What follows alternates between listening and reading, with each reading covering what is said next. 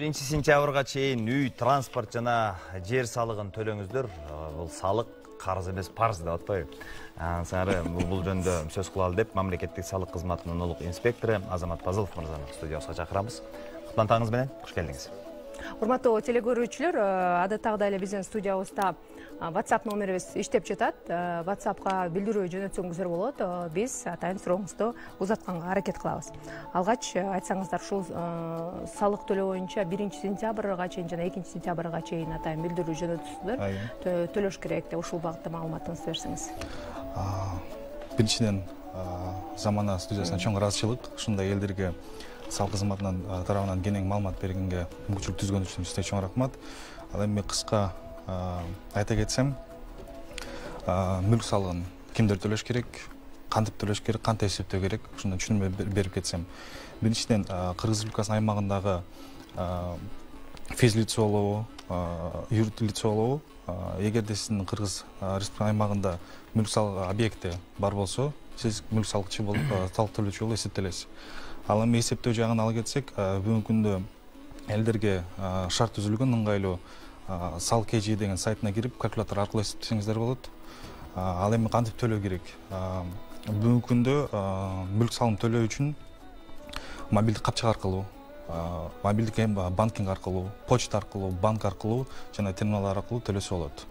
Ал эми эсептөө үчүн мисал ала кетсек, транспорт каражаттары боюнча. Транспорт каражатын салыгын эсептөө үчүн кыймылдын мүлкүнүн объему керек, анан жылы, машинанын жылы керек.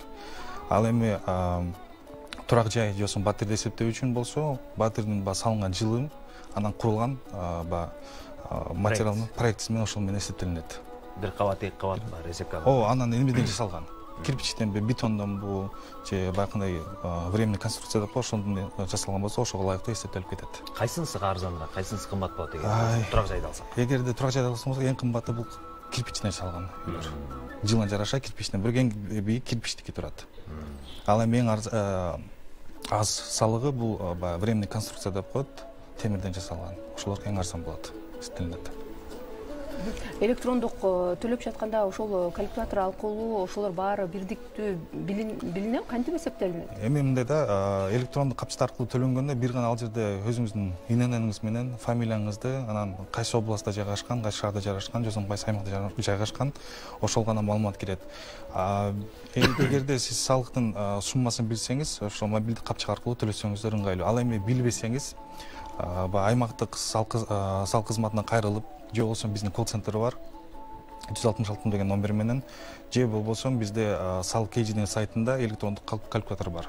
Ошол жерге баягы бүт маалыматты киргизсеңиз, өзү эсептеп берет толугу менен. Бул нерсени эсепке алыш керек экен. Сөзсүз түрдө техника боюнча эсептеп, бир эле жылы ошол эле техникага башкача салык төлөп, кийинки жылы башкача төлөп калган. Айырмасы аябай чоң болуп калган учур болгон. Жыл сайын баягы азайып турат неге салыкча. Керкилерде эми бир аз балким убагында тура эмес эсептелип калган болсо, ошондой болуп калат. Анан бир жаңы киргизүү бар, жаңы салык кодексинде корректировочный коэффициент деген кирген. Бул транспорт каражаттарына. Эгерде сиздин транспорт каражатыңыз 5 жылга чейин болсо, анан көлөмү 3000ден жогору болсо, бир аз көбүрөөк төлөп каласыз. Мурун коэффициенти 1 болсо, азыр 2,5, анан 3. 4,5 миңден көлөмү жогорукулар 3 коэффициент менен төлөнөт. Анан ушул 2022 жылынан баштап биринчи негизи төлөөнүн астында маалыматтык эсептөө формасы тапшырыш керек, сөзсүз түрдө. Ошол маалымат эсептөө формасы тапшырган төлөөнү эсептегенге жараша анан суммасы төлөнөт. Биринчи очередте ошондой маалыматтык эсептөө формасы тапшырып, анан ошого жараша төлөш керек, сөзсүз түрдө. Суроо келип атат, саламатсыздарбы дейт. Президент дыйкандардын жер салыгын 3 жылга алып салбады беле, биз төлөбөйбүзбү дейт. Бул сельхоз жер боюнча айтса керек. Ал сельхоз айыл чарба жерлер боюнча алар 3 жылга бошотулган. 2022 жылдан баштап 2024 жылга чейин булар бошотулган. Булар бирок маалыматтык эсептөө формасын сөзсүз түрдө тапшырат. Бирок төлөбөйт. Жакшы. Мамлекеттик салык кызматынын мисалы 1 сентябрга чейин жетишпей калгандар болот. Ар кандай себептер менен узартуу мөөнөтү кандай каралды? Узартуу мөөнөтү каралган эмес. Айта кетсем, 2 күн убакыт калды. Бүгүнкү күндө салык кызмат тарабынан жана биргелешкен ички иштер министрлиги менен кызматкерлер менен биргеликте рейд жүрүп жатат. Бүгүнкү күндө бирок түшүндүрмө иштери гана болуп жатат. Ал эми 1 сентябрдан кийин пеня маселеси пеня, штраф ошолор салынат сөзсүз түрдө. көбөйөт дароо. Сөзсүз түрдө. Терминал аркылуу, электрондук капчык аркылуу төлөгөндөр атайын квитанцияга ээ эмес да, алар Алар эмнеге көрсөтүлөт? электрон телефон, уюлдук телефондоруна баягы электрон капчык аркылуу төлөсө, баягы квитанциясын чекти өзүнө скриншот кылып алса болот. Ошол скриншот эле көрсөтсө болот ошол деле. Саламатсызбы? Мен Токтогулдан Мазар айылы суу айылынан болом дейт. Колумдан келсе жардам бересизби дейт. Көп жылдан бери салык төлөбөгөндөр бар дейт. Ошолор кандай айыппулга жыгылат дейт. Айта кетсем, мен көп жылдан бери төлөбөгөн, мен өмүр бою төлөбөйм деп андай ойлобош керек. Эрте кеч баары бир чыгат. Ал парыз дегенде биз парыз депчи. Экинчиден аларга салыктын өз убагында төлөбөгөн үчүн айыппул бар. 1000 сом. Физикалык тараптарга, юридикалык тараптарга 5000 сом. Ал эми баягы айта кетпедим, маалымат эсептөө формасы тапшырбаган үчүн өз убагында алга дагы штраф коюлган. Физикалык тараптарга 3000 сом, юридикалык тараптарга 13000 сом. Ошол себептен өз убагында отчетты тапшырып, өз убагында төлөп койгон бул. Убагында салыкты төлөбөгөндөр сотко өтүп кетиши мүмкүнбү ал сөзсүз түрдө. Канча убакыт өтүп кетет? Биз салык төлөбөсөңүз 6 жылдык мөөнөтүн каралат. 6 жыл аркага биз ошо эсептеп, пенясы дагы бар, штрафы дагы бар, санкциясы дагы бар. Ошол себептен өз убагында төлөп койгон бир төлөгөн кайбы. Саламатсыздарбы? Биз машинанын налогун төлөдүк, бирок машинанын штрафы бар экенин жакында билдик. Бизге конверт келген эмес. Телефондон текшерип турабыз. Штраф жок болчу, проценти менен көбөйүп кетиптир. Буга кандай өзгөрүүлөр бар дейт? Ким күнөөлүү дейт? Кандай штрафтар? Сизге тиешелүү эмес экен, бирок салыгын төлөптүр да. Салыгын төлөп жатканда автоунаанын айыпы да турганы билинеби же билинбейби деген суроо. Жок, андай билинбейт.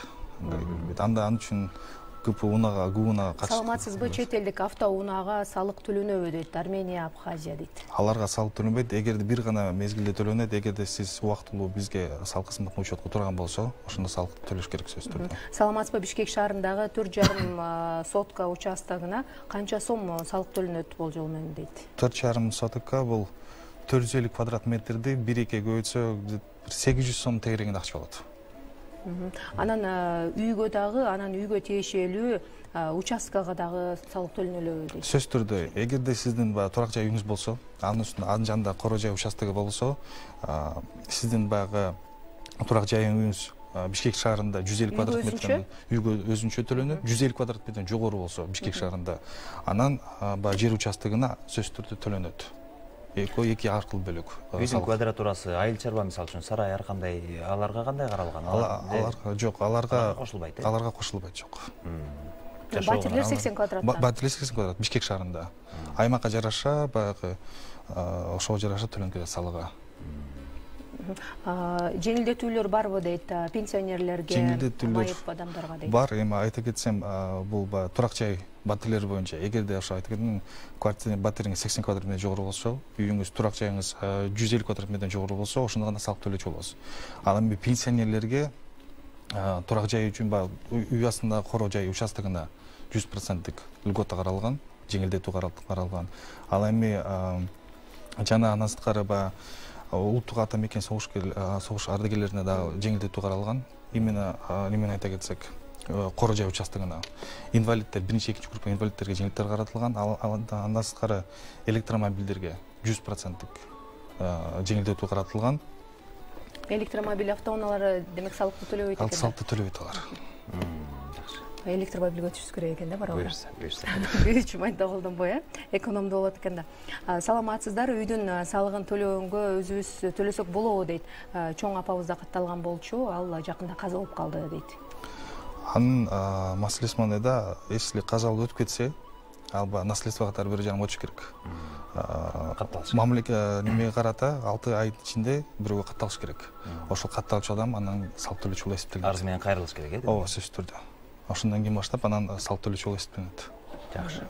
Бир нечейин төлөнбөй, көчөдө машина менен мисалы үчүн ошо май кызматкерлерине же салык кызматкерлери менен чогуу рейдтер болушу мүмкүн да. Сөзсүз түрдө.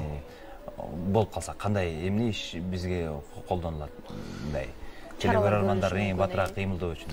Эми 1-сентябрдан кийин төлөнбөй калса салыгыңыз 1-сентябрдан баштап май кызматкерлери менен салык кызматкер биргеликте рейд жумушун жүргүзүшөт. Ошол убакта эгерде сизде квитанцияңыз төлөнбөй калып квитанцияңыз жок болсо, сиздерге айыппул каралат.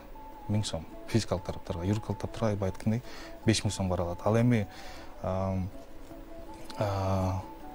төлөп калып анан квитанцияңыз жок болуп калса жаныңызда сизге протокол толтурулат, бирок сиз эртеси күнү келип салык кызматына барып квитанцияңызды көрсөтсөңүз, протокол жокко чыгарылат сөзсүз түрдө. Жакшы. Суроолор бар окшойт, 052 1933 91 WhatsApp номерибиз иштеп атат.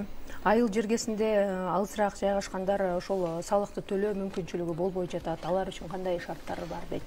Негизи салыкты төлөө үчүн азыр аябай кенен жана ыңгайлуу шарттар бар да. Негизи электрондук капчык аркылуу бар, почта бар, банк бар. Каалаган банктын төлөөсү болот, каалаган почтанын төлөөсү болот. Электрондук капчык, мобилдик банкингдеги бар азыр.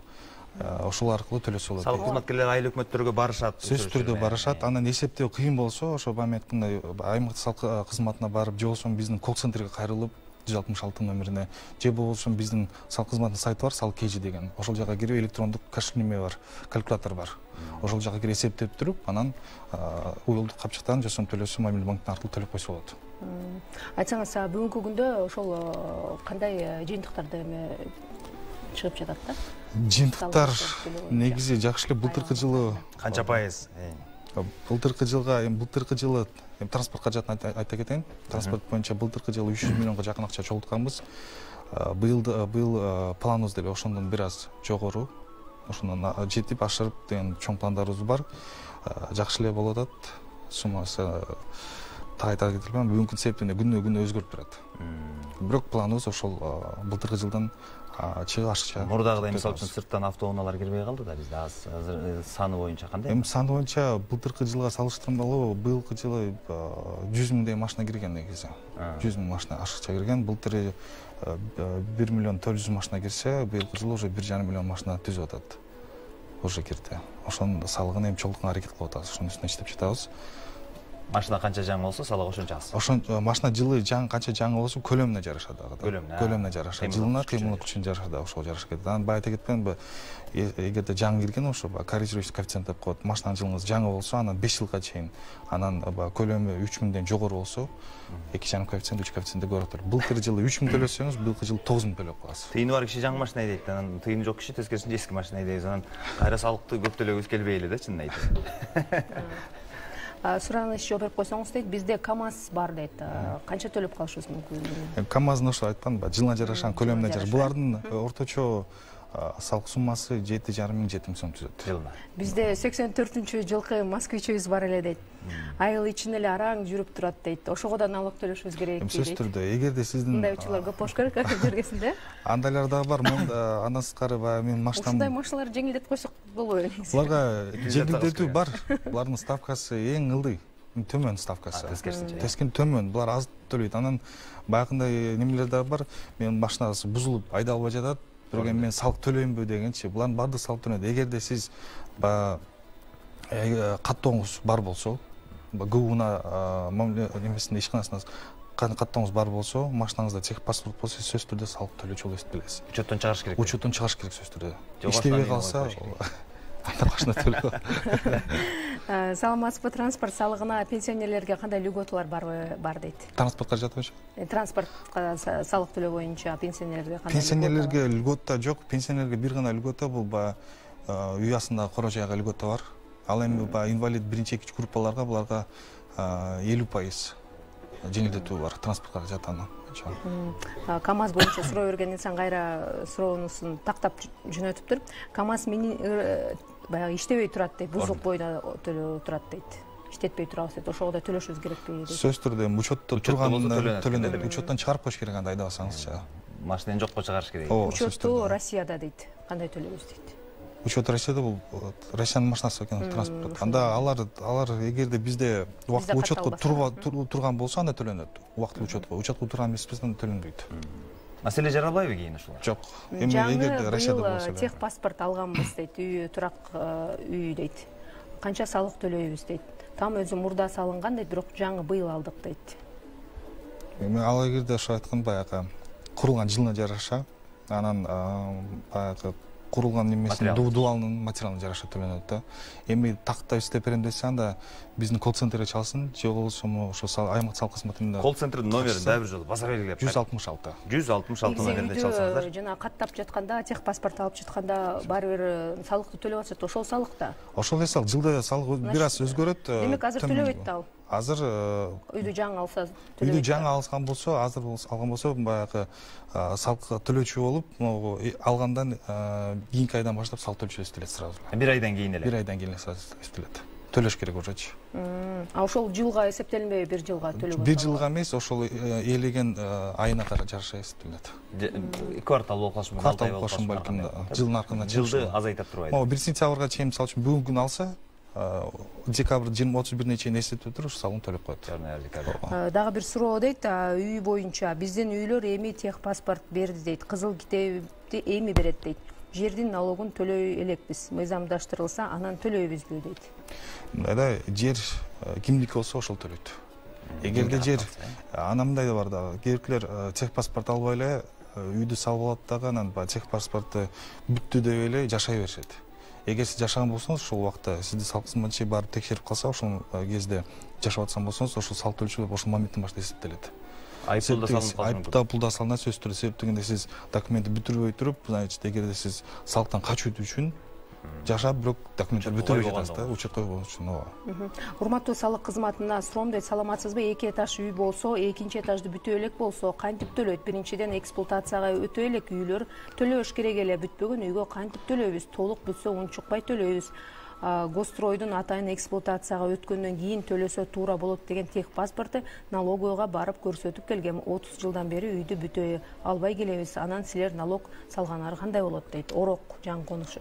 Эми тура эле эксплуатация белгиленден кийин салык төлөнөт, бирок айта кеткендей, эгер анын үчүн эксплуатация берилбегенде жашабаш керек ал үйдөчү. Себеп дегенде эксплуатация берилбеген бул жараксыз үйдө эсептелет. Үйлөр көп да. Жарымын 1-2 бөлмөсүн бүтүп алып жашап атканда. Жашаган болсоңуз, анда салыгын да төлөш керек да. Жашагандан кийин төлөп калыш керек андачы. Ошол жагы да бар да. Если эгерде эксплуатация берилген, негизи ал үй эксплуатация берилбегенден кийин ал значит жараксыз үйдө бүт эле үй. Ал жерде жашабаш керек. А эгер жашаган болсоңуз, анда сиз салыгын дагы төлөш зарыл да. Квадратурасына жараша, мисалы үчүн 2 эмес 3 кабат болгондо аларды дагы өсүп кошулуп кетет, сөзсүз түрдө кошулат. Мисалы 3 кабат үйү бар, анан кичинекей дагы 2 комнат үйү бар. Ошо 2 комнатын эле төлөп 3 этажды үйүнө төлөп эле койсолу, анткени сиз айтып атпайсызбы? Бир эле үйүнө төлөнөт депчи. Мындай да, ал жерде мындай бар да. Эгерде сизде мисалы үчүн айта кетсек, амалкөйлөр дагы бар да. Чоң тамды салып кичке үйдө жашагандар не кылат? Чоң тамына дагы төлөнөт, кичке 2 бөлмөлүү комнатасына төлөнөт, 150 квадрат метрден жогору болсо, бүт квадраттын баардыгы алынат. 150ден ылдый болсо? 150ден ылдый болсо, анда алынбайт. А эгерде мындай да бар да, сизде мисалы үчүн 2 үйүңүз бар, экөө тең 150ге жетпейт. Бирөөсүн сиз жеңилдик аласыз, экинчисин төлөнөт толугу менен. Жеңилдетүү бир гана үйгө бир мүлккө берилет. Ошондон 150ге жетпейт да. Жетпесе, бир мүлккө баягы жеңилдик берет. Экинчи мүлкүңүз 150 жетпесе дагы 30 болсо дагы 10 болсо 5 болсо да төлөйсүз. Квартирада эле Ал жашаш керек. эми батир мисалы, эгер батирде турсаң 80 квадратка экөө тең жетпесе, демек анда да бирөөнү төлөйсүз. Бирөөнү төлөйсүз. Бир жеңилдетип негизи бир эле мүлккө берилет. Эки мүлккө жетпесе дагы төлөнөт сөзсүз түрдө. Элем жашоо жеңил болот деп эч ким сөз берген эмес да бизге. Жаңы быйыл техпаспорт алган үй турактары канча жыл үчүн салык төлөшү керек дейт. Там өзү мурда салынган, бирок быйыл документи бүттү дейт. Эгерде үй турак жай үй эми бүтсө, эми салык төлөөчү эсептелет. Ал эми жерге ошо 6 жылдыкын толугу менен төлөйт.